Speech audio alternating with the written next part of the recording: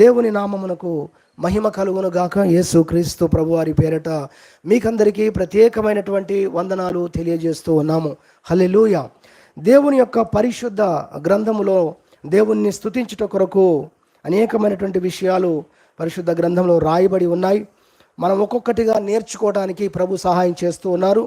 మనము వినుటకు శక్తి కలిగిన కొలది దేవుడు మనకు నేర్పించేవారై ఉన్నారు అని దేవుని యొక్క పరిశుద్ధ గ్రంథం చదివితే మనకు అర్థమవుతుంది. ఈ దినము కూడా ఒక అద్భుతమైనటువంటి విషయాన్ని దేవుని పరిశుద్ధ గ్రంథంలో నుండి మనము నేర్చుకోబోతున్నాం. నేర్చుకునేటువంటి అన్ని అంశాలకు సంబంధించిన ఒక అంశం ఇది.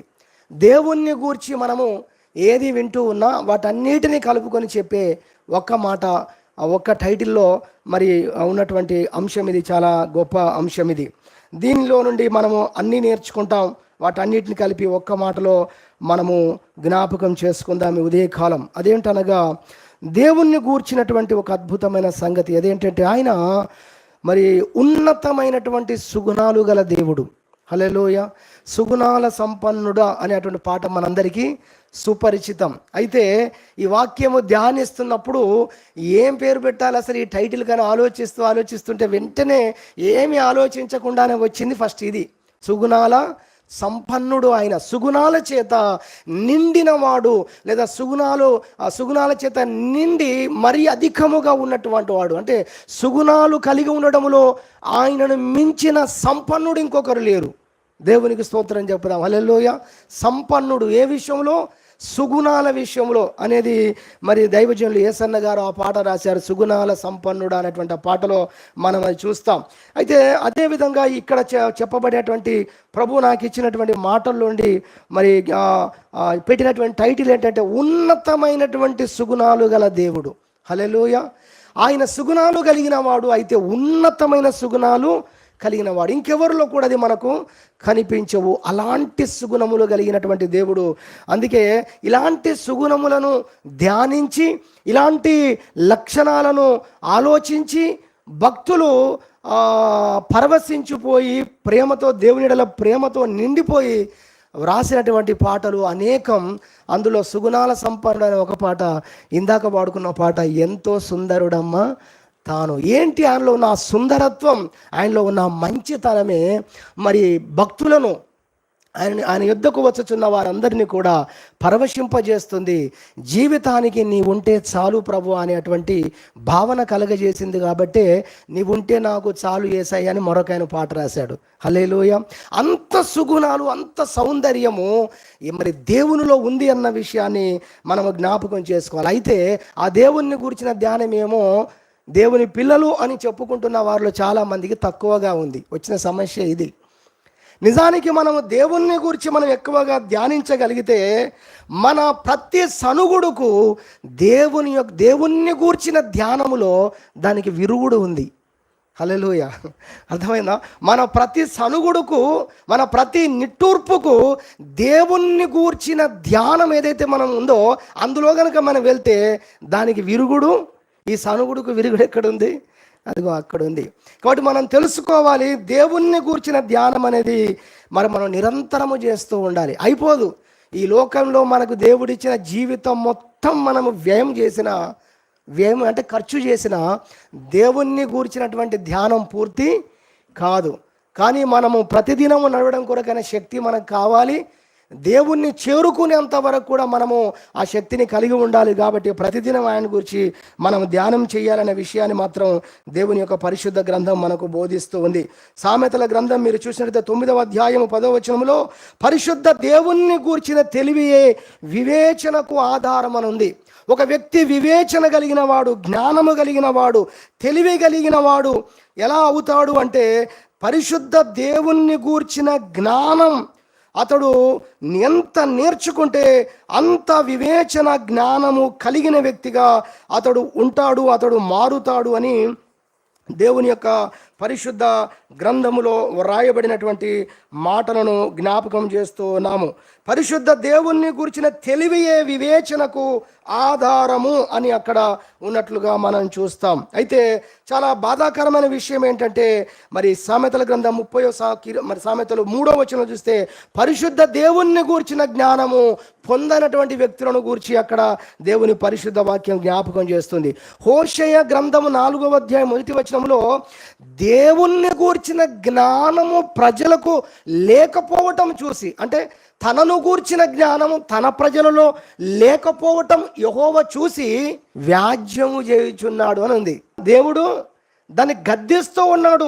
నా ప్రజలుగా ఉన్న మీరు నన్ను గూర్చి మీరు తెలుసుకొని ఉండనట్లయితే మీరు ఏ విధంగా నా మాటలు వినగలరు? ఏ విధంగా నా మీద విశ్వాసం ఉంచగలరు? ఏ విధంగా నేను చెప్పే మాటకు మీరు లోబడగలరు? విధేయత చూపగలరు? ఆశీర్వాదాన్ని పొందుకోగలరు? దేవునికి మన మీద ఎంతో ప్రేమ ఉన్నా ఆయన చెప్పింది మనం చేయకపోతే వేటిని కూడా ఆశీర్వాదాలు మనం సంపాదించుకోలేవు. ఏది చూసి దేవుణ్ణి గురించిన జ్ఞానము ప్రజలకు లేకపోవటం యెహోవా చూచి తన ప్రజలతో ఆయన ఆ పట్టణముతో ఆ దేశముతో కానీ వ్యాజ్యమాడుచున్నాడు. దేశ నివాసులతో దేవుడు ఆడుచున్నాడు అనే మాట మనకు బైబిల్లో హోషేయ 4వ అధ్యాయం 1వ వచనంలో కనబడుతుంది. అదే హోషేయ గ్రంథం 6వ అధ్యాయం 6వ వచనం చూస్తే ప్రభు అంటాడు, మీరు నాకు బలులు నైవేద్యాలు ఇవేం అర్పించాల్సిన అవసరం లేదు, నన్ను గూర్చి తెలుసుకోండి చాలు అన్నాడు. హల్లెలూయ. ప్రజలు దేవునికి ఏదో ఇవ్వాలి అన్న దాని మీద ఉన్నారు, కానీ దేవుడు ఏం కోరుకుంటున్నాడు తెలుసా? నువ్వు నాకు ఏదో అర్పణలు తీసుకొని రావడం గురించి నేను ఆలోచించట్లేదు, కానీ నీవు నన్ను గూర్చి తెలుసుకొని ఉండాలని నేను ఆలోచిస్తున్నాను, నేను అది ఉద్దేశిస్తున్నానని ప్రభు మాట్లాడడం హోషేయ గ్రంథం 6వ అధ్యాయము 6వ వచనంలో చూసినట్లయితే మనకు అర్థమవుతుంది. అపోస్తలుడైన పౌలు కూడా అంటాడు 2వ కొరింథీ పత్రిక 2వ అధ్యాయం 14వ వచనంలో, మా ద్వారా ప్రతి స్థలమందు కూడా క్రీస్తును గూర్చిన జ్ఞానము యొక్క సువాసన అనేది మరి వెదజల్లబడుతుంది అన్నాడు. ఏంటట? మా ద్వారా ఏం జరుగుతుంది అంటున్నాడు? మా ద్వారా క్రీస్తును గూర్చిన జ్ఞానము యొక్క సువాసన, యేసు క్రీస్తును గూర్చిన దేవుణ్ణి గూర్చిన ఆ జ్ఞానపు యొక్క సువాసన ప్రతి స్థలమందు కూడా వెదజల్లబడాలని మేము కోరుకుంటున్నాం. మేము అందుకొరకు పనిచేస్తున్నాం. అంటే ఈరోజు దేశం దేనితో నింపబడాలి? సంఘం దేనితో నింపబడాలి? మన హృదయాలు దేనితో నింపబడాలంటే దేవుణ్ణి గూర్చిన సంగతులతో నింపబడాలి. దేవునికి మహిమ కలుగును గాక. హల్లెలూయా. అప్పుడు మనము బలవంతులంగా ఉండగలం, కృతజ్ఞత కలిగి ఉండగలము, దేవునిలో ఎంతో మనం శక్తివంతంగా ముందుకు కొనసాగగలము. కీర్తన చూసినట్టు 63వ కీర్తన 4వ చరణం, అక్కడ భక్తుడు అంటాడు, దేవా నా మంచం మీద నిన్ను జ్ఞాపకం చేసుకొని రాత్రి జాముల యందు పడుకునే సమయంలో కూడా నేను నిన్ను జ్ఞాపకం చేసుకుంటున్నప్పుడు అని అంటాడు. క్రొవ్వు మెదడు దొరికినట్లుగా ఏంటండి అలా ఉంది నాకు. ఒక క్రొవ్వినటువంటి ఒక గొర్రె కానీ మేక కానీ యొక్క మెదడును ఏంటంటే దాన్ని మంచిగా చక్కగా ఫ్రై చేసుకొని ఉప్పు కారం మసాలా అన్నేసి తింటే ఎంత రుచికరంగా ఉందో ఆయన పోలుస్తూ ఉన్నాడు. అలా పోలుస్తున్నాడు. అనేక పోలికలు ఉన్నాయి బైబిల్లో. అవి ముత్యముల కంటే విలువైనవి, కెంపుల కంటే మరకతము కంటే విలువైనవి, వేలాది వెండి బంగారు నాణెముల కంటే విలువైనవన్నీ పోల్చాడు కీర్తనకారుడు. ఇక్కడ మరొక పోలిక కనబడుతుంది. దాని రుచిని గురించి చెప్తున్నాడు. ఇక్కడ కొవ్విన మెదడు కంటే కూడా ఎంతో అద్భుతంగా ఉంది అని చెప్పగలిగాడు. దీని ద్వారా ఆయన గూర్చినటువంటి ఆలోచనను ధ్యానిస్తున్నప్పుడు ఆ విధమైనటువంటి అద్భుతమైన అనుభవాల్లోకి భక్తుడు వెళ్ళినట్లుగా దేవుని యొక్క పరిశుద్ధ గ్రంథంలో మనం చూడగలుగుతున్నాం. కాబట్టి దేవుణ్ణి గూర్చిన సంగతుల చేత మన హృదయం నిండి ఉండాలి అన్న విషయాన్ని ప్రభుపేట జ్ఞాపకం చేస్తున్నాం. రోనాల్డ్ డన్ అనేటువంటి ఒక అమెరికాలో ఉన్నటువంటి ఒక భక్తుడు మరి తన జీవితంలో దేవుడు చేసిన కార్యాలన్నింటినీ రాసుకోవడం మొదలుపెట్టాడట. దానికి ఒక పేరు పెట్టుకున్నాడు. ఏంటంటే దేవుడు నా జీవితంలో చేసిన అద్భుతాల పుస్తకం, దేవుణ్ణి గూర్చిన జ్ఞాపకాల పుస్తకం అని పేరు పెట్టుకొని ఏమేమి దేవుడు తన జీవితంలో కార్యాలు చేసుకుంటూ వచ్చాడో వాటన్నిటిని ఒక్కొక్కటిగా రాసుకుంటూ వస్తున్నాడట. చాలా పేజీలు రాసేసాడు. దేవుడు చేసిన మేలు చాలా రాసేసాడు. అలా రాస్తూ వస్తున్నాడు. తర్వాత ఆ పుస్తకము కొద్ది రోజుల తర్వాత రాయడం మానేశాడు. మొత్తానికి ఆ పుస్తకం చాలా పుస్తకాల్లో మరుగున పడిపోయింది. కొన్ని పుస్తకాల కొరకు మనం బాగా వెతుకుతాం. ఎందుకు? అవి ఎప్పుడు చూడకుండా ఉంటే కొద్ది రోజులకు లోపలికి వెళ్ళిపోతాయి. అలానే జరిగిపోయింది. దేవుడు మేలు చేస్తున్నాడు, కానీ రాయడం ఆగిపోయింది. పుస్తకం లోపలికి వెళ్ళిపోయింది. తన జీవితంలో కొన్ని శ్రమల్లో నడుస్తున్నాడు, కొన్ని కష్టాల్లో నడుస్తున్న సమయాల్లో దేవుడు నా జీవితంలో చేసిన మేళ్లను నేను జ్ఞాపకం చేసుకోవాలని ఆ పుస్తకం కొరకు వెతకడం ప్రారంభించాడు. చివరికి దాన్ని కనుగొన్నాడు. ఆ పుస్తకం తీసి ఒక్కొక్కటిగా చదవడం ప్రారంభించాడు. ఎప్పుడైతే ఒక్కొక్కటిగా తన జీవితంలో దేవుడు చేసిన మేలులన్నిటిని తాను చదవడం ప్రారంభించాడో, దేవునిలో ఉన్నటువంటి తాను బలహీనపడ్డ ప్రతి బలహీనత తొలగిపోసాగింది. ప్రతి బలహీనత చోట మరలా బలము పుంజుకోసాగింది. గొప్ప విశ్వాసంలోకి మళ్ళీ రాగలిగాడు. ఆ రోజు నిర్ణయం చేసుకున్నాడట, దేవుణ్ణి గూర్చిన జ్ఞాపకాలను ఏది మర్చిపోయినా, ఏది జాగ్రత్తగా చేసుకోకపోయినా, దేవుడు నా జీవితంలో చేసిన మేళ్లను, దేవుణ్ణి గూర్చినటువంటి ఆ కార్యాలను ఎన్నడూ కూడా నేను మర్చిపోవద్దు, ఎప్పుడు వాటిని జ్ఞాపకం చేసుకుంటూనే ఉండాలని ఒక గొప్ప తీర్మానం చేసుకున్నాడట. దేవునికి స్తోత్రం చెప్పుదాం. హల్లెలూయా. ఆయన ఆ పుస్తకం రాస్తూ అంటాడు, దేవుని యొక్క మంచితనమును గుర్తు చేసుకోవటమే మన సందేహానికి సరి అయిన మందు అని రాశాడు. ఎంతమంది విన్నారు?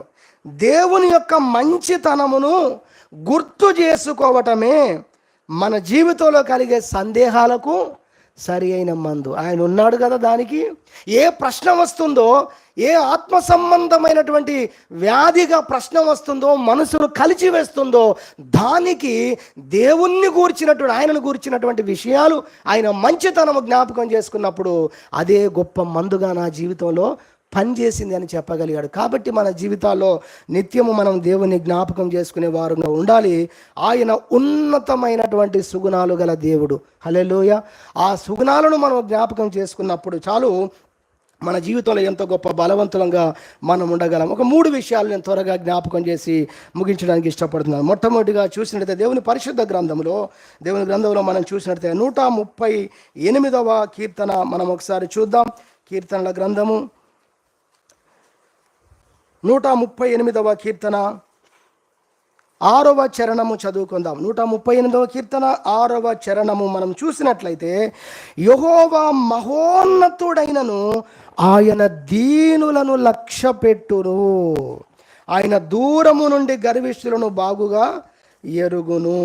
దేవుని వాక్యములో ఎంత అద్భుతమైనటువంటి ఈ పరిశుద్ధ గ్రంథములో ఎంత అద్భుతమైన వాక్యాలు రాయబడుతున్నాయి. నిజంగా యెహోవా మహోన్నతుడైనను, ఆ మాట చూడండి, ఆయన ఉన్నతమైనటువంటి వ్యక్తి అయినను, మహోన్నతుడు అయినప్పటికీ కూడా ఆయన దీనులను లక్ష్యపెట్టును. ఇక్కడ మహోన్నతమైన లక్షణాలు అనేది కాదు దీని అర్థం. మహోన్నతుడైనను అనగా ఆయన టాపులో ఉన్నటువంటి వాడు, ఆకాశమంత ఎత్తులో ఉన్నవాడని అర్థం. ఉన్నతుడు అనగా గొప్ప స్థితిలో ఉన్నవాడని అర్థం. దాన్ని అర్థం చేసుకోవడానికి మరొక వాక్యం కూడా మనం సహాయకరంగా చదువుకుందాం. యెషయా గ్రంథము 57వ అధ్యాయము, యెషయా గ్రంథము 57వ అధ్యాయము 15వ వచనము మనం చదువుకుందాం. 15వ వచనం, మహాగణుడును మహోన్నతుడును పరిశుద్ధుడును నిత్య నివాసియునైన వాడు ఇలాగూ సెలవిచ్చుచున్నాడు, నేను మహోన్నతమైన పరిశుద్ధ స్థలములలో నివసించువాడను. అది ఆయన మహోన్నతమైనటువంటి దేవుడు, మహా ఉన్నతమైన స్థలాలలో నివసించేటువంటి దేవుడు. ఆయన గొప్పవాడైనను, ఇంకా డైరెక్ట్గా మనం అందరం వాడే పదం చెప్పాలంటే, ఆయన ఎంతో గొప్పవాడైనను, ఎంతో ఉన్నతమైన వాడైనను, ఆయన క్రింది స్థాయిలో ఉన్నవారిని, దీనులను, దానికి బైబిల్ డిక్షనరీలో కొన్ని చూస్తే అనగారినటువంటి వారిని, అట్టడుగున ఉన్నటువంటి వారిని, ఏంటండి వారిని ఆయన ఏం చేస్తాడట? లక్ష్యపెట్టును అని చెప్తుంది బైబిల్. ఇదండి దేవుని గురించిన గొప్ప సుగుణం. ఎంత తేడా చూడండి. ఆయన ఆకాశం అంతా ఉన్న దేవుడు, నేల మీద ప్రాకు పురుగుతో సమానమైనటువంటి ఈ మనుషుల మీద ఆయన దృష్టి ఉంచి ఉన్నాడు.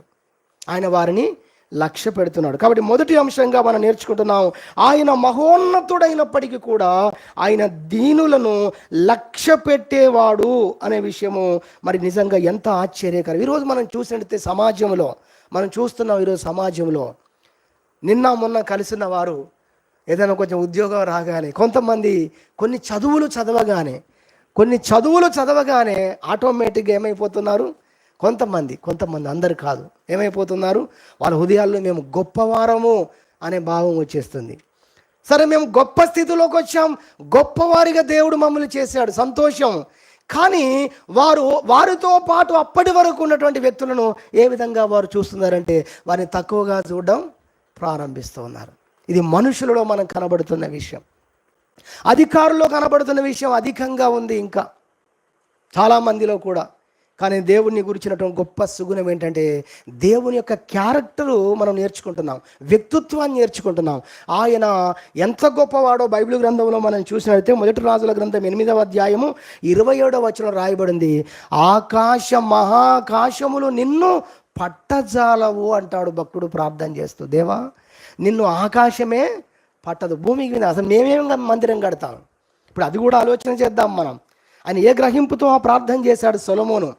ఆకాశ మహాకాశములు పట్టజాలనంత భీకరుడమైన దేవుడమైన నీవు మా కోసం ఈ మందిరంలోకి నివసించడానికి మందిరం కట్టమని చెబుతున్నావు, మందిరంలోకి నేను వస్తానని చెప్తున్నావు అని ఎంతో కృతజ్ఞతతో ఆ భక్తుడు చేసిన ప్రార్థన అండి అది. హల్లెలూయా. ఆకాశం అంతా దేవుడు ఇది కూడా కూర్చున్నాము కొద్దిమంది మన మధ్యలో ఆయన ఇమిడిపోవడానికి ఇష్టపడుతూ ఉన్నాడు.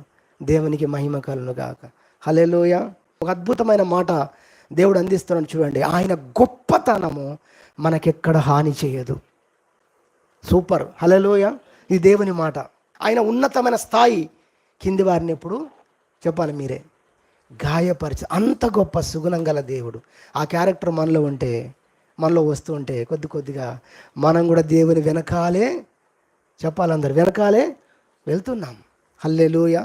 ఇది ఎంత ఆకర్షణీయంగా ఉంది ఈ సుగుణం, అసలు ఇది ఎంత గొప్పగా ఉంది. చూద్దాం బైబిల్లో లూకాసు వార్తలో మనకు తెలుసు 18వ అధ్యాయంలో 9వ వచనం చూస్తే, ఇద్దరు చర్చికి వచ్చారు, మందిరానికి వచ్చారు. ఒక ఆయన లోపలికి వచ్చాడు, ఒక ఆయన బయటే ఉన్నాడు. ఆయనకు తెలుసు పాపం ఆయన సంగతి, అందుకే ఆయన బయట ఉన్నాడు. నేను మందిరంలోకి వచ్చేంత గొప్పవాణి కాదు. ఒక ఆయన పాట రాస్తే మొదటిసారిగా విన్నప్పుడు ఏడ్చేశాను నేను. ఏమన్నాడంటే, నీ చెంతకు రా గూడని వాడను, మంటిలో పొరలేడి పురుగును దేవా, రేయింబవళ్ళు నా ఆత్మధ్వని నీ సన్నిధిలో వినబడుచున్నది. నీ చెంతకు రాగూడని వాడని నేను. అనుకున్నామా ఎప్పుడైనా దేవుని మనం? అనుకున్నామా? అనుకోవాలి మనం. నిజంగా దేవుని సన్నిధికి మనం వచ్చేవారమ్మా. ఇదిగో ప్రభు సన్నిధిలో ప్రభువు నిలబడి ప్రభు మాట్లాడే మాటలు మనం నోట చదవడానికి, ఆ మాటలను మనము పలకడానికి కూడా ఈ పెదాలకు అర్హత ఉందా? ఆలోచన చేయాలి మనం. నీ దేవుడైన యెహోవా నామమును వ్యర్థంగా ఉచ్చరింపకూడదు. అది ఉచ్చరించినప్పుడు పాతాళ లోకమే వణిగిపోతుంది. అలాంటి నామాన్ని నువ్వు ఎలా ఉచ్చరిస్తున్నావు అసలు, ఎలా పలుకుతున్నావు అసలు? దేవుని నామము అనగా దేవుని వాక్యం అని కూడా బైబిల్లో రాయబడింది. ఆ వాక్యాన్ని వ్యర్థంగా మనం ఉచ్చరింపకూడదు. ఎవరినో మనం తగ్గించడానికి, ఎవరినో మనల్ని గాయపరచడానికి, ఎవరినో మనల్ని వాక్యముతో కొట్టడానికి మనం ఉపయోగించకూడదు. వారి మేలు కోసం ఉపయోగించాలి వాక్యము, దేవుణ్ణి మహిమపరచడానికి ఉపయోగించాలి వాక్యం. మేమైతే అలా ప్రార్థన చేసుకుంటాం. ప్రభువా, మీ వాక్యంని మేము బోధించినప్పుడు నీ మాటలే పలుకున్నట్లుగా దయచేసి మాకు సహాయం చేయండి. నిజం, ఇలాంటి ప్రార్థన చేస్తున్నాం మేము. దేవునికి మహిమ కలుగునుగాక. హల్లెలూయా. దేవుడు ఆ విధంగా మనల్ని ఆశీర్వదించునుగాక. ఆమేనండి. మనందరం అలా స్థిరపడాలి. హల్లెలూయా. దేవుని వాక్యంలో చూస్తున్నాం, ఆయన ఆ యొక్క మందిరానికి ఇద్దరు వస్తే ఒక ఆయన లోపలికి వెళ్ళాడు, ఒక ఆయన బయట ఉన్నాడు. ఇప్పుడు దేవుని వైఖరి మనం చూద్దాం. దేవుడు ఎలా స్పందిస్తున్నాడు ఇద్దరి పట్ల. లోపలికి వచ్చిన ఆయన పరిసయుడు, బయట ఉన్న ఆయన సుంకరి. ఈ లోపలికి వచ్చిన తన భక్తిని మొత్తం చెప్తున్నాడు దేవునికి. బయట ఉన్న ఆయన మాత్రం ఏం చెప్తున్నాడు? తన యొక్క బలహీనతను గురించి మాట్లాడుతున్నాడు, తన లోపాలను గురించి మాట్లాడుతున్నాడు. నీ సన్నిధికి నేను రాకూడని వాడు, అందుకే ఇక్కడున్నాను ప్రభు అన్నట్టుగా. ప్రభువా, పాపిని నేను ఒక్క మాటలో చెప్పాడు, నేను పాపిని ప్రభు అన్నాడు. ఫస్ట్ మాటే పాపినైనా నన్ను నువ్వు దయ చూపుతావా, నువ్వు కరుణిస్తావా, కరుణించవా ప్రభు అని ఆయన అక్కడుండి. ఇంకా బైబిల్లో చాలా మాటలు ఉన్నాయి. ఆయన గుండెలు కొట్టుకుంటూ కదా, బాదుకుంటూ ప్రార్థన చేస్తున్నాడు. దేవుని పరిశుద్ధ గ్రంథాన్ని చూస్తే ఇలాంటి పరిస్థితుల్లో ఇతడు చేసే ప్రార్థన ఇతడు చెయ్యక, ఆ బయట ఉన్న వ్యక్తి గురించి ఇతడు యొక్క వైఖరి చూడండి. ప్రభువా, ఆ బయట ఉన్న సుంకరిలాగా నేను లేనందుకు నీకు స్తోత్రం అన్నాడు. అక్కడ అయిపోయాడండి ఈయన. దేవుడు నీకు మేలు చేస్తే, దేవుడు నిన్ను ఆశీర్వదిస్తే, దేవుడిని చదువులో గొప్ప చేస్తే, ఉద్యోగంలో గొప్ప చేస్తే, దేవునికి ఏదైనా ఆశీర్వాదం ఇస్తే, దేవుడు నన్ను ఇంత గొప్ప చేశాడు, దేవా నీకు స్తోత్రం అని దేవునిలో కృతజ్ఞత కలిగి ఉండాలి. ఇతరులను కూడా ఆ విధంగా నీ కృపను బట్టి దీవించు ప్రభువా. ఇది మన ప్రార్థన, ఇది మన వైఖరి ఉండాలి. నేను ఇంత గొప్ప స్థితిలో ఉన్నాను, ఆయన అంత దరిద్రంగా ఉన్నాడని అలా లేనందుకు స్తోత్రం. అంటే ఈయన దృష్టిలో ఆయన ఎలా ఉన్నాడు? నీచమైన వ్యక్తిగా ఉన్నాడు. తృణీకరిస్తున్నాడు ఆ వ్యక్తిని. తృణీకరించాడా లేదంటే 18వ అధ్యాయం 9వ వచనం చదివితే ఫస్ట్ లైన్లో రాసింది ఏముందో తెలుసా? తామే నీతిమంతులమనుకొని తమ్మును నమ్ముకొని ఇతరులను తృణీకరించు కొందరితో ఆయన ఈ ఉపమానం చెప్పారు. అసలు ఉపమానాలు ఎందుకు చెప్పాడో ఆ పైన కానీ కింద కానీ చదివితే మనకు అర్థమైపోతుంది బైబిల్లో ఎందుకు ఉపమానం చెప్పాడు ప్రభు. తృణీకార స్వభావంతో ఉన్నాడు. ఇప్పుడు మనము పరిసయ్యుని గురించి నేర్చుకోవట్లేదు, కానీ మనుషుల పరిస్థితి ఎలా ఉందని చెప్తూ దేవుని గురించి జ్ఞాపకం చేసుకుంటున్నాం. దేవుడు ఎలా ఉన్నాడు? అతన్ని గొప్ప నీతిమంతుడిగా చేశాడు. హల్లెలూయా. ఆ దీనుణ్ణి ప్రభువు లక్ష్య పెట్టాడు. ఆ విరిగి నలిగిన హృదయం, దీనుడు అనగా విరిగి నలిగిన హృదయముతో ఉన్నటువంటి వాడిని ఏం చేశాడు? దేవుడు లక్ష్య పెట్టాడు. అందుకే బైబిల్లో మనం నేర్చుకుంటున్నాం, యెహోవా మహోన్నతుడైనను ఆయన దీనులను లక్ష్య పెట్టును. ఆయన ఎంతో బాధపడిపోతున్నాడు అప్పటికే, ఆయన ఎంతో కృంగిపోయాడు అప్పటికే. అయ్యో, మందిరాన్ని కూడా ఎవరైనా వచ్చేసి బ్రదర్ లోపల రావచ్చు కదా అంటే ఎలా ఉంటుంది? మీరు వెళ్ళండి బ్రదర్. ఇంకో బ్రదర్ వచ్చి బ్రదర్ లోపల రావచ్చు కదా, జరిగిందనుకోండి ప్రాక్టికల్గా ఇక్కడే, బ్రదర్ మీరు వెళ్ళండి. ఒక ఆయన గడప దగ్గరనే కూర్చున్నారు అనుకోండి, ఆయన హృదయం ఎలా ఉంటుందో ఒకసారి మీరు ఆలోచించండి. ఎంత విరిగి నలిగిన హృదయంతో ఉంటాడు, ఎంత దుఃఖం ఉంటుంది. అయ్యో, అందరూ మందిరంలోకి వెళ్ళిపోతూ ఉన్నారు, అయ్యో అందరూ మందిరంలోకి వెళ్ళి కూర్చుంటున్నారు, నా పరిస్థితి ఏంటి? నేను మందిరంలోకి వెళ్ళే పరిస్థితి నాకు లేదు. వారు రాణిస్తారు కావచ్చు, కానీ వెళ్ళే పరిస్థితి నాకు లేదు, కూర్చునే పరిస్థితి నాకు లేదు అని విరిగి నలిగిన హృదయంతో చెప్పాలంటే బాధపడుతూ ఉన్నాడు అక్కడ. బైబిల్ గ్రంథంలో రాయబడింది, కీర్తన 22వ కీర్తన 24వ వచనం చూస్తే ఆయన బాధపడు వానిని తృణీకరించలేదు అని రాయబడి ఉంది. ఎంత గొప్ప సుగుణం అండి. అందుకే ఆయన ఉన్నతమైన సుగుణాలు గల దేవుడు. కనబడదు ఇది మనుషులలో మనకు అరుదు. ఎవరిలోనైనా కనబడుతుందంటే అదిగో దేవుని మనసు వారిలో కొంచెం వస్తూ ఉన్నది. ఆ దేవుని వాక్య ప్రకారంగా నడిచేవారు, ఆ దేవుని హృదయ స్పందన చప్పుడు తెలుసుకొని నడుస్తున్న వారిలో తప్ప అసలు లోకంలో మనం ఇక్కడ కనబడదు. ఆ దేవుని యొద్దకు వచ్చిన వారిలోనే ఇది కనబడితే అది ఆయన ద్వారా కనబడేదే. అది ఓ రవ్వంతా. కాబట్టి ఆ క్రెడిట్ అంతా కూడా ఎక్కడి మళ్ళీ దేవుని నుంచి ఎందుకు? అది దేవుని ఉండే వారిలోకి వచ్చింది ఒకవేళ కనబడితే. కానీ అది మామూలుగా మనకు మనుషుల సర్వసాధారణంగా ఎవరిలో కూడా కనబడదు. ఆ దేవుడే ఎవరిలో కానీ ఆత్మగా దిగి వస్తే కనబడుతుంది. కాబట్టి ఇంత గొప్ప సుగుణాలు కలిగిన దేవుణ్ణి మనం స్తుతించాలని నేర్చుకుంటున్నాము. కీర్తన మనం చూసినట్లయితే కీర్తన గ్రంథంలో మరి ఇలా అనేకమైన విషయాలు ఇంకా దేవుని వాక్యంలో మనం చూడగలము. 1 పేతురు పత్రిక 5వ అధ్యాయం 5వ వచనం చెప్తుంది, దేవుడు ఆ దీనులకు కృపను అనుగ్రహించేవాడై ఉన్నాడని బైబిల్ చెప్తుంది. ఎవరికి అనుగ్రహిస్తారట కృప? దీనులకే దేవుడు కృప అనుగ్రహించడానికి ఇష్టపడుతున్నాడు. యోబు గ్రంథం 36వ అధ్యాయం 6వ వచనం చూస్తే ఆయన దీనులకు న్యాయము జరిగించేవాడు అని రాయబడింది అక్కడ. కీర్తన గ్రంథం 25వ కీర్తన 9వ చరణం చూస్తే దీనులకు దేవుడు దారి చూపిస్తాడని రాసింది. వారికి మార్గము కనపరుచును. ఎవరు విరిగి నలిగిన హృదయం గలవారై ఉన్నారో, ఎవరు దేవా నన్ను నడిపించు అని అంటూ ఉన్నారో, ఎవరు ఆ విధంగా దేవుని వైపు చూస్తున్నారో అదిగో వారిని నడిపించడానికి ఇష్టపడుతున్నాడు. వారికి మార్గమును చూపిస్తాడట, నేర్పుతాడంట. 34వ కీర్తన 6వ చరణం మీరు చూస్తే ఆయన ఎవరి ప్రార్థనలు వింటాడంటే దీనుల ప్రార్థన వింటాడు అని రాసింది అక్కడ. దేవునికి మహిమ కలుగును గాక. హల్లెలూయా. నిజంగా దీనుల యెడల దేవుని యొక్క స్పందన ఎంత గొప్పదిగా ఉంది. కీర్తన 37వ కీర్తన 11వ చరణం, మరి దీనులు భూమిని స్వతంత్రించుకునేటట్టుగా దేవుడు వారిని హెచ్చిస్తాడంట, దీవిస్తాడంట. ఎవరిని? దీనులను. కాబట్టి మనం చూస్తున్నాం ఆయన మహోన్నతుడైనను దీనుల మీద ఆయన యొక్క మనస్సు ఉంది. దీనులను ఆయన లక్ష్య పెట్టేవాడు, వారికి కృపను అనుగ్రహించేవాడు, వారి జీవితంలో కలిగే వ్యాజ్యాల్లో న్యాయము తీర్చేవాడు, వారు నడవలసిన మార్గాన్ని వారికి నేర్పేవాడు, వారి ప్రార్థనలు వినేవాడు, వారి అనేక ఆశీర్వాదాలను భూమినే స్వతంత్రించుకునేటట్టుగా వారిని దీవించేవాడు. కీర్తన 68వ కీర్తన 10వ చరణం అంటుంది, వారికి అన్ని రకాల సౌకర్యాలు కలుగజేస్తాడట. బైబిల్లో ఏ మాట ఉపయోగించాడంటే దీనులకు నీవు సదుపాయము కలగజేసేది. సదుపాయం అంటే సౌకర్యం. ఎవరికి? దీనులకు. చూడండి, దేవుడు దీనుల యెడల ఎంతగా స్పందిస్తున్నాడు. ఆయన యొక్క వైఖరి ఏ విధంగా ఉందో మనము దేవుని యొక్క పరిశుద్ధ గ్రంథంలో చూస్తాం. 2వ కొరింథీ పత్రిక 7వ అధ్యాయం 6వ వచనం అపోస్తలుడు పౌలు అంటాడు, ఆయన దేవునికి ఒక పేరు పెడతాడండి. ఆయన ఆ చదువుతూ ఇలా ఉంటుంది, దీనులను ఆదరించు దేవుడు అని మొదలు పెడతాడు. ఎవరట ఆయన? దేవుడు ఎవరట? దీనులను ఆదరించువాడు. భలే ఉంటాయి అసలు. బైబిల్ ఇలా పేర్లని రాసుకుంటూ పోతే రాయబడిన పేర్లు రాస్తేనే మనకు పేజీలు నిండిపోతాయండి. ఒక్కొక్క భక్తుడు ఎలాంటి పేర్లు పెట్టాడు. హాగరో పేరు పెట్టింది ఎప్పుడు గుర్తు చేస్తూ ఉంటాం మేము. చూచుచున్న దేవుడును. ఇదిగో ఇక్కడ అపోస్తలుడైన పౌలు నీవు దీనులను ఆదరించే కనుగొన్నాడు అపోస్తలుడైన పౌలు అది. అందుకని ఆ విధంగా ప్రభువును పిలుస్తున్నట్టుగా మనం దేవుని పరిశుద్ధ గ్రంథంలో చూస్తాం. 1 పేతురు పత్రిక 5వ అధ్యాయం 6వ వచనంలో చూస్తే దీనులను తగిన కాలమందు వారిని హెచ్చించే దేవుడై ఉన్నాడు. హెచ్చిస్తాడట.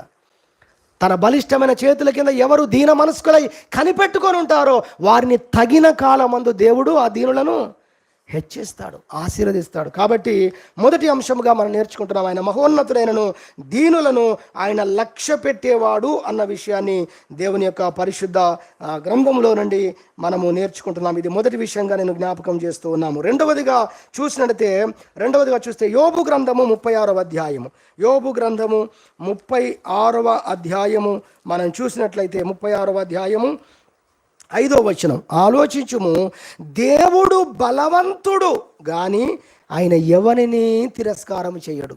ఇంతకుముందు ఏం చదువుకున్నాం? ఆయన మహోన్నతుడు, అయితే ఆయన దీనులను లక్ష్య పెడతాడు. ఆయన మహోన్నతుడే కానీ ఆయన దీనులను లక్ష్య పెడతాడు. ఇక్కడేం రాయబడింది?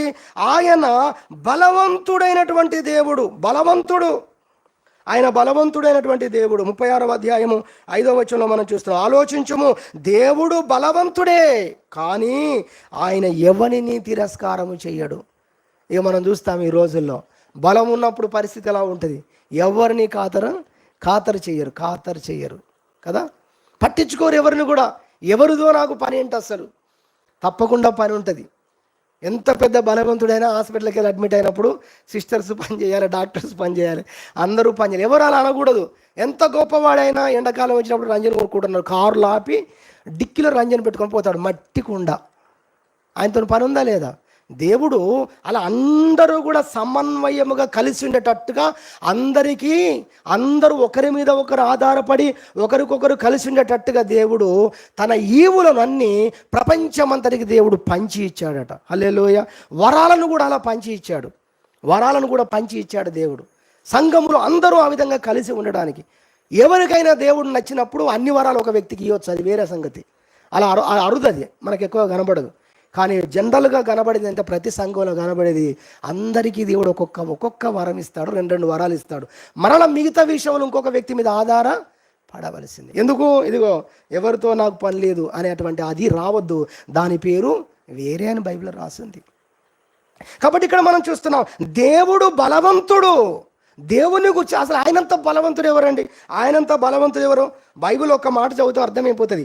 యోబు గ్రంథం 9వ అధ్యాయము మీరు చూసినట్లయితే 10 నుంచి 19 వచనాలు మీరు చదివితే ఎవరు బలవంతులు అని పెద్ద టెంట్ వేసి పెద్ద ప్రోగ్రాం పెడితే వాదము కలిగినప్పుడు నా వైపు చూడండి ఒకసారి, ఇక్కడ నేను ఉన్నానంటాడట దేవుడు. హల్లెలూయా. బలవంతులను గూర్చి వాదము కలుగుతున్నప్పుడు నేనున్నాను అని అక్కడ కూర్చొని సింహాసనం ముందు కూర్చొని ఆయన సెలవిస్తాడు. నన్ను మర్చిపోతున్నారా మీరు? నేనున్నాను ఇక్కడ, నేనంటూ ఒకరిని ఉన్నాను. అంత రోషం వెళ్ళేవాడు, అంత బలవంతుడు. ఆయన ఎంతగా బలవంతుడు అంటే సముద్రం దగ్గర పోయినప్పుడు మనం అర్థం చేసుకోగలమండి. నేను నెల్లూరులో చూశాను, తూర్పు వైపు ఉన్న సముద్రాన్ని చూశాను. కేరళలో బహుశా పడమటి వైపే కదా, పడమ వైపు ఉన్న సముద్రాన్ని చూశాను. ఏ సముద్రం చూసినా మామూలుగా లేవు, తలుసుకుంటేనే భయమే పరిస్థితి అక్కడ ఉంటే మనం కదా. ఇక అది ఒక్కసారి ఉప్పొంగొచ్చింది అనుకోండి, ఊరు పక్కన ఏముండదు, ఆ పక్కనే వెళ్ళి ఆడుకొని వస్తాం, ఆ పక్కనే వెళ్ళి పడవలో కూడా వెళ్ళొచ్చిన సందర్భాలు ఉన్నాయి. ఆలోచించండి ఒకసారి, మీరు యూట్యూబ్లో సునామీ అని ఒకసారి కొట్టి చూడండి. జపాన్లో వచ్చింది కానీ కొన్ని దేశాల్లో వచ్చిన సునామీలో మీరు చూడండి. అసలు సముద్రం దగ్గర పోవాలంటేనే అరికాలు మొదలుకొని తల వరకు గాలి ఒక శక్తి, సముద్రం ఒక శక్తి, దేవుని దూతలు, దేవుని పనివారు, దేవుని సృష్టి అదంతా కూడా. మరి అవే అంత బలంగా ఉంటే దేవుడు ఎంత బలమైన వాడు. నువ్వు సృష్టిని చూసే, సూర్యుని చూసే దేవుడు అనుకుంటే అసలు దేవుడు చూస్తే అసలు నువ్వు ఉండడు, మనిషి ఉండడు ఇక. హల్లెలూయా. మనకు తెలుస్తుంది, బైబిల్ చెప్తుంది దేవుడు సృష్టించిన సృష్టిలో సూర్యుడు ఒక భాగం మాత్రమే అన్నప్పుడు మనకు వణుకు ప్రారంభమవుతుంది. అమ్మో, సూర్యుడు ఎంత ఉంటే దేవుడు ఎంత శక్తి గలవాడు. ఆయన బలాన్ని ప్రదర్శన కొరకు కొన్ని పెట్టాడంటే దాన్ని చూసి ఆయన తెలుసుకోవాలని. ఆయన అంత బలవంతుడు. బలవంతులను గూర్చి వాదము కలగగా నేనున్నాను అని చెప్పేటువంటి వాడు, అంత గొప్ప బలవంతుడు. ఎవరిని కూడా ఆయన తిరస్కారం చేయడండి. హల్లెలూయా. నిన్నెవరో తిరస్కారం చేశారని, ఎవరో పట్టించుకోలేదని, ఎవరో సమర్థులంతా కలిసి ఉన్నారని, నేను అసమర్థుణ్ణి కాబట్టి నన్ను పక్కకు పెట్టారని మనం కొన్నిసార్లు బాధపడుతూ ఉంటాం కదా. దేవుడు ఎక్కడ దీనులు ఉన్నారో, ఎక్కడ విరిగి నలిగి ఉన్నారో, ఎక్కడ కృంగిపోయిన వారుగా ఉన్నారో వారి చెంతనే ఆయన వచ్చి ఉండే దేవుడై ఉన్నాడు. హల్లెలూయా. దేవుడు ఎక్కడున్నాడు అంటే వినయము గల వారి యొద్ద నివసించుచున్నాడు. యెషయా 57:15. నేను దేవుని అడ్రస్ ఎక్కడంటే అక్కడ రాసుంది, వినయము గల వారి మధ్యలో నేను నివసించుచున్నాను. దీనుల దగ్గర దేవుడు నివసించుచున్నాడు. మనం దేవుని చూడాలంటే వాళ్ళ దగ్గరికి వెళ్ళి చూస్తే, వాళ్ళకి దగ్గర కూర్చుంటే అవును ఇక్కడ దేవుడు ఉన్నాడు అని అర్థమవుతుంది. దేవునికి మహిమ కలుగును గాక. హల్లెలూయా. కాబట్టి రెండోదిగా మనం నేర్చుకుంటున్నాం, దేవుడు బలవంతుడు కానీ ఆయన ఎవరిని కూడా తిరస్కారము చేసేటువంటి వాడు కాదు అన్న విషయాన్ని ప్రభు పేరట జ్ఞాపకం చేస్తూ ఉన్నాము. దేవుని వాక్యంలో చూస్తే 147వ కీర్తన 5వ చరణం చూస్తే ఆయన అధిక శక్తి గలవాడు, అధిక శక్తి సంపన్నుడు అనే మాట కనబడుతుంది. ఇర్మియా గ్రంథం 10వ అధ్యాయం 12వ వచనం చూస్తే ఆయన తన బలము చేత భూమిని సృష్టించెను. ఈ భూమండలమును శూన్యములో వేలాడ చేసిన వాడండి దేవుడు. దేని చేత? తన బలము చేత. ఆయన బలము ప్రదర్శన ఈ ప్రపంచాన్ని చూస్తే మనకు అర్థమవుతుంది అన్న విషయాన్ని కూడా ప్రభు పేరట జ్ఞాపకం చేస్తున్నాం. అయితే ఇటువంటి ఇంత గొప్ప బలవంతుడైన దేవుడు ఆయన ఎవరిని తిరస్కారం చేయడంటే, డైరెక్ట్గా పాయింట్ చెప్పాలంటే ఎవరిని అనగా అర్థం ఏంటో తెలుసా? బలహీనుని తిరస్కారం చేయడు, బలము లేని వాడిని తిరస్కారం చేయడు. ఆయన బలవంతుడు, అయితే బలము లేని వాడిని ఆయన తిరస్కారం చేయడు. నాకు ఏమీ లేదు అని ఎవరైతే ఉన్నారో, నేను వట్టివాడిని అని ఎవరైతే అనుకుంటున్నారో వాడిని ఏమాత్రం కూడా ఆయన తిరస్కారం చేయడు అనే విషయము దేవుని యొక్క వాక్యములో మనకు కనబడుతుంది. అంతేకాదు దేవుడు రాయించిన కొన్ని మాటలు త్వరగా చెప్తాను చూడండి. అపోస్తుల కార్యం 25వ అధ్యాయం 35వ వచనం మీరు చూసినట్లయితే, 20వ అధ్యాయం 35వ వచనం మీరు చూస్తే, బలహీనులను సంరక్షించాలని యేసుక్రీస్తు చెప్పాడు అని అపోస్తలుడైన పౌలు అంటున్నాడు. ఏం చేయాలంట? బలహీనులను సంరక్షించాలని యేసు ప్రభు నాకు చెప్పాడు అంటాడు ఆయన. అంటే దేవుని క్యారెక్టర్ ఏంటి, దేవుని ఉద్దేశం ఏంటంటే ఆయన బలహీనులను సంరక్షించేవాడు, వారి బాగోగులు ఆయన చూసుకుంటాడు. హల్లెలూయా. ఎంత గొప్ప విషయం అండి. మహోన్నతుడైన దేవుడు, అధిక బల సంపన్నుడైన దేవుడు, సర్వశక్తి కలిగిన దేవుడు ఒక బలహీనుని యొక్క బాగోగులు చూసుకునేవాడుగా ఉన్నాడంటే ఎక్కడ దొరుకుతుందండి ఇటువంటి లక్షణము? దేవునిలో తప్ప. దేవుని పరిశుద్ధ గ్రంథంలో మనం చూసినట్లయితే 8వ అధ్యాయం రోమాపత్రిక 26వ వచనంలో చూస్తే ఆయన బలహీనులకు సహాయము చేసేవాడు అనే అర్థం మనకు అక్కడ కనబడుతుంది. ప్రార్థించడంలో బలహీనులుగా ఉన్న వారిని గురించి మాట్లాడుతూ, మనకు ప్రార్థించడం చేత కాదు, అయితే ఎవరైతే ఆ పరిస్థితుల్లో ఉన్నారో వారి బలహీనతలను చూసి ఆయన సహాయం చేసే దేవుడు అయి ఉన్నాడని రాసింది అక్కడ. అంటే మన బలహీనతలో ఆయన మనకు సహాయం చేస్తాడు. పాపం అనే విషయం కాదు ఇక్కడ, అసమర్థత అనే విషయాన్ని గుర్తు చేస్తున్నాం. బలహీనులకు సహాయం చేసేవాడు, బలహీనులను సంరక్షించేవాడు. అదేవిధంగా మనం చూసినట్టు రోమాపత్రిక 5వ అధ్యాయం 6వ వచనంలో చూస్తే, మనం ఇంకా బలహీనులమై ఉండగా క్రీస్తు యుక్త కాలమున మన కొరకు చనిపోయాను. దాన్ని డైరెక్ట్ చెప్పండి అంటే బలహీనుల కొరకు చనిపోయాను. మనం ఇంకను బలహీనులమై ఉండగా క్రీస్తు మన కొరకు చనిపోయానంటే, మనం బలహీనమై ఉండగా మన కొరకు చనిపోయాను. మనం ఏ పరిస్థితుల్లో ఉన్నాం? బలహీనంగా ఉన్నాం. ఎవరి కొరకు చనిపోయాడు? బలహీనుల కొరకు చనిపోయాడు. చూసారా? దేవుడు బలవంతుడు కానీ బలహీనుని ఎంత పట్టించుకుంటున్నాడో చూడండి. మన బలహీనతకు సరిపోతుందిలే అనేది కాదు, దేవుని తోడు ఎక్కువ అవుతుంది మనకు. హల్లెలూయా. ఈ మాత్రం సరిపోతాయిలే డబ్బులు ప్రయాణానికి కాదు, ఇంకా లక్షలు మిగులుతాయి అంటారు చూసారా? అట్లా ఆయన సరిపోయిన వాడు మాత్రమే కాదు, అధికమైనటువంటి వాడు. నీ బలహీనతకు సరిపోయిన వాడే కాదు, నీలాంటి బలహీనులకు వందల వేల లక్షల మందిలకు సరిపోయినటువంటి వాడు ప్రభు అయిన యేసుక్రీస్తు దేవుడు అన్న విషయాన్ని గుర్తు చేస్తున్నాం. అదేవిధంగా రోమపత్రిక 14వ అధ్యాయం 1వ వచనంలో మనం చూసినట్లయితే, బలహీనుడైన వారిని చేర్చుకొనుడి అనే మాట మనకు కనబడుతుంది. దేవుడు ఎవరిని చేర్చుకుంటాడు? బలహీనులైన వారిని చేర్చుకుంటాడు. నిజంగా బలహీనుని పట్ల దేవుని యొక్క అద్భుతమైన లక్షణాలు చూడండి. రోమపత్రిక 15వ అధ్యాయం 1వ వచనం చూస్తే, బలవంతులమైన మనల్ని మనమే సంతోషపరచుకొనక, అదిగో ఆ బలహీనుల యొక్క దౌర్బల్యాన్ని భరించటానికి మనము బద్ధులమై ఉన్నాము అని రాయబడింది బైబిల్లో. మనందరం బలవంతులంగా ఉన్నాం, సంతోషంగా ఉన్నాం, ఆనందంగా ఉన్నాం. మన సంతోషాల్లో మనం ఉండిపోవడం కాదు. యేసు ప్రభు యొక్క వ్యక్తిత్వం అది కాదు. బలవంతులమైన మనల్ని మనం సంతోషపరచుకొనక, ఒకరినొకరు ఎంకరేజ్ చేసుకోక, అదిగో బలహీనుడు ఉన్నాడు ఒకడు, అక్కడ పడిపోయి ఉన్నాడు ఒకడు, వేదంలో ఉన్నాడు, కృంగిపోయి ఉన్నాడు, ఒంటరివాడుగా ఉన్నాడు, చెప్పాలంటే దిక్కులేని పరిస్థితిలో ఉన్నాడు, విరినల హృదయంతో ఉన్నాడు. వాణ్ణి చేర్చుకోండి. హల్లెలూయా. అంతేకాదు వాని దౌర్బల్యమును భరించటానికి దేవుడు నీకు పనప్పగిస్తున్నాడు. అది దేవుని యొక్క నియమం అని రాసింది అక్కడ. క్రీస్తు నియమం అని రాసింది అక్కడ. యేసయ్యలో చూస్తే మహామహిమలో ఉన్న దేవుడు, కోటాను కోట్ల మంది దేవదూతలు స్తుతిస్తూ ఆరాధిస్తూ ఆనందలోకంలో ఉన్న, సంతోషలోకంలో ఉన్న, మహిమలోకంలో ఉన్న దేవుడు మట్టి లోకంలోకి వచ్చి శ్రమలు పడ్డాడండి. సంతోషాన్ని పోగొట్టుకున్నాడు ఆయన. ఇది బైబిల్ చెప్పే సత్యం. ఇది యేసుక్రీస్తు యొక్క మనస్సు. ఈ మనసు మీరు కలిగి ఉండు అంటుంది. హల్లెలూయ. బలవంతులమైన మనల్ని మనం సంతోషపరచుకోవటం కాదు, ఇది దేవుని మనస్సు. ఎంత గొప్ప మనసు చూడండి. ఆయన సంతోషాన్ని పక్కకు పెట్టాడు. ఇది మోషేలో కనబడింది మనకు. మోషే కొరకు చెప్పాలంటే సింహాసనం రెడీ, ఆయన అనాలే కానీ సింహాసనం రెడీ. కానీ ఐగుప్తు యొక్క ఆ సింహాసనాన్ని వద్దనుకున్నాడు. శ్రమ పడుతున్న తన ప్రజల యుద్ధకు నేను వెళ్ళాలని కోరుకున్న క్రీస్తు యేసు యెహోవా మనసున్న భక్తుడు మోషేగా మనకు కనబడుతున్నాడు. దేవుని మహిమ కలుగును గాక. హల్లెలూయా. ఆయన బలవంతుడే కానీ ఆయన ఎవరిని తిరస్కారం చేసే దేవుడు కాదు అన్న విషయాన్ని దేవుని వాక్యంలో మనం చూస్తాం.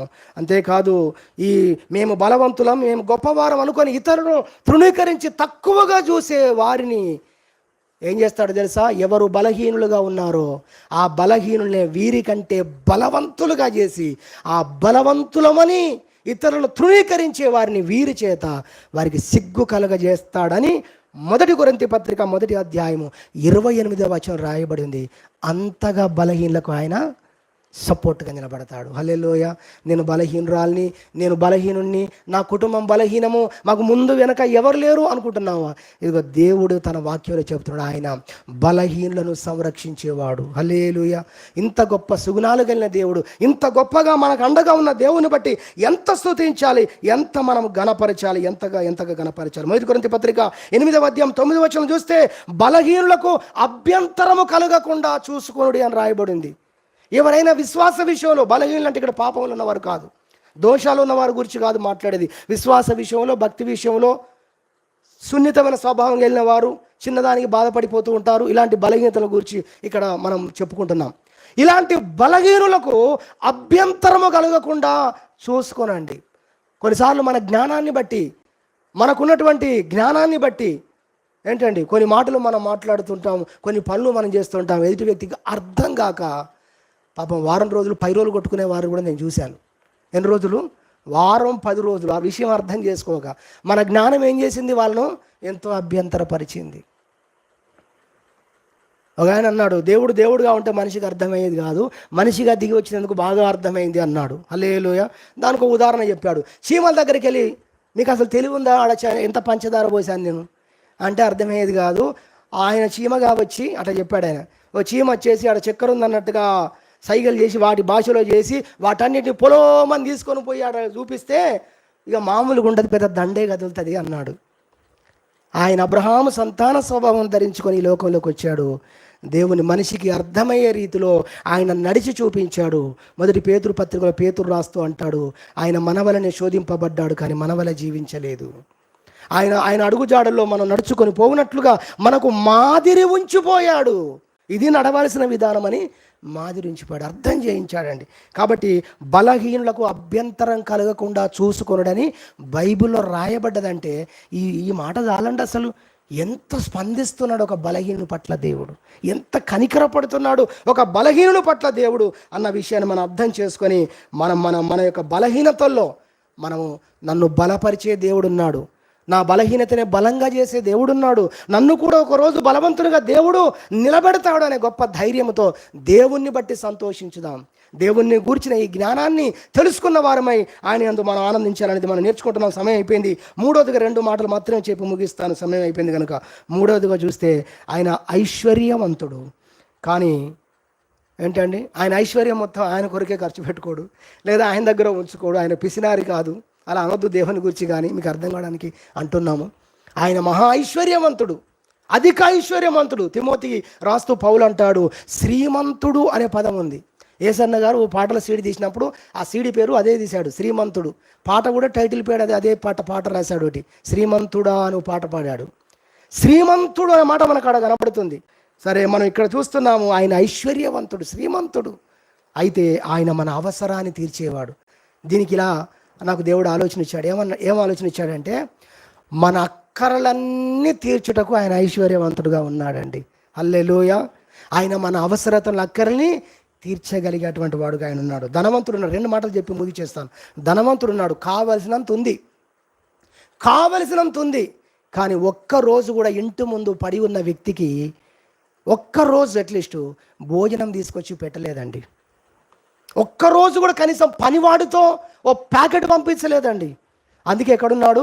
పాతాళంలో ఉన్నాడు. మత్తయి సువార్త 25వ అధ్యాయంలో గొర్రెలు మేకలు వేరు చేసిన సందర్భంలో వారిని, మీరు నాకు అన్నం పెట్టలేదు, మీరు నాకు వస్త్రాలు ఇవ్వలేదు, నేను ఖైదీగా ఉన్నప్పుడు చూడరాలేదు, నేను పేషెంట్ అయినప్పుడు రోగిగా ఉన్నప్పుడు నన్ను చూడరాలేదు, పరామర్శించలేదు, నేను దప్పికొన్నప్పుడు నీళ్ళు ఇవ్వలేదు, కాబట్టి నరకానికి పోండి అన్నాడు. అంటే నీళ్ళు ఇవ్వకపోతే నరకం పంపిస్తావా ప్రభువాతో ఏమన్నాడు తెలుసా? నేను ముగిస్తున్నాను. ఒక్కనికైనను చేయలేదు. ఎంత గొప్ప దేవుడు అండి, సుగుణాల సంపన్నుడు అండి ఈయన. ఎంత చూస్తున్నాడు తెలుసా? నువ్వు 100 మందికి చేయలేదని కాదు నా బాధ, నువ్వు ఒక్కరికి కూడా చేయలేదు కాబట్టి పోవుడి అన్నాడు. అంటే నీకు అసలు ఆ తత్వమే లేదు నీ లోపల, నా బీజమే లేదు, నా విత్తనమే లేదు, నా లక్షణమే నీలో కనీసం 1% నిన్ను పాస్ చేసి నిన్ను పరలోకం పంపిద్దామనడానికి ఎంత వెతికినా ఒక్క మార్కు కూడా లేదు. అంటే ఉన్న పేపర్ ఉన్నట్టు ఇచ్చేశాడు. మళ్ళీ ఎగ్జామ్ రాసిన తర్వాత చూస్తే అప్పుడు నోరు మూసుకుంటారు అందరూ, మాట్లాడేవారు అందరూ కూడా. అమ్మో, దేవుడు ఎంత సూక్ష్మంగా చూసేవాడా, ఎంత మంచి దేవుడినా. ఒక్కటే అడిగాడా? ఒక్కటి కూడా చేయలేదా వాళ్ళు? అందుకే బైబిల్ సరిగా చదవాలి అలాంటి వారందరూ. ఒకనికైనానూ చేయలేదు కనుక ఎంత గొప్ప దేవుడు అండి. సహోదరి సహోదరా, ఆయన మాత్రం మన ప్రతి అవసరాన్ని తీర్చే దేవుడని, అడుగు ప్రతివానికి ధారాళంగా ఇస్తాడని ఇలా దేవుని పరిశుద్ధ గ్రంథంలో అనేకముగా మనకు కనబడతాయి. కాబట్టి దేవుడు ఐశ్వర్యవంతుడు, అయితే ఆయన మన అవసరాలను తీర్చేవాడుగా ఆయన ఉన్నాడు. మన ప్రతి అవసరాన్ని తీరుస్తాడు, మన ప్రతి హక్కుని తీరుస్తాడు. 3 విషయాలు మనం నేర్చుకున్నాం. 1, ఆయన మహోన్నతుడైనటువంటి దేవుడు, ఉన్నతుడు, కానీ ఆయన దీనులను లక్ష్య పెట్టే సుగుణాల సంపన్నుడు, అంత ఉన్నతమైన సుగుణం కలిగిన వాడని నేర్చుకున్నాం. 2, ఆయన మహాబలవంతుడు, కానీ బలహీనుడు ఆయన ఏమాత్రం తిరస్కారము చేయని దేవుడు నీకు ఉన్నాడని జ్ఞాపకం చేసుకొని ధైర్యం తెచ్చుకొని ప్రభుని స్తుతించాలి. 3, ఆయన గొప్ప ఐశ్వర్యవంతుడు. ఆయన నీ ప్రతి అక్కరను, నీ ప్రతి చిన్న విషయాన్ని కూడా పట్టించుకొని ప్రతి విధమైన సహాయాన్ని, ఉపకారాన్ని, మేలును, అక్కరలను తీర్చే గొప్ప దేవుడని జ్ఞాపకం చేసుకొని ప్రభుని స్తుతించడానికే దేవుడి వాక్యం మనకు వినిపించాడు. దేవుడి వాక్యం దీవించును గాక.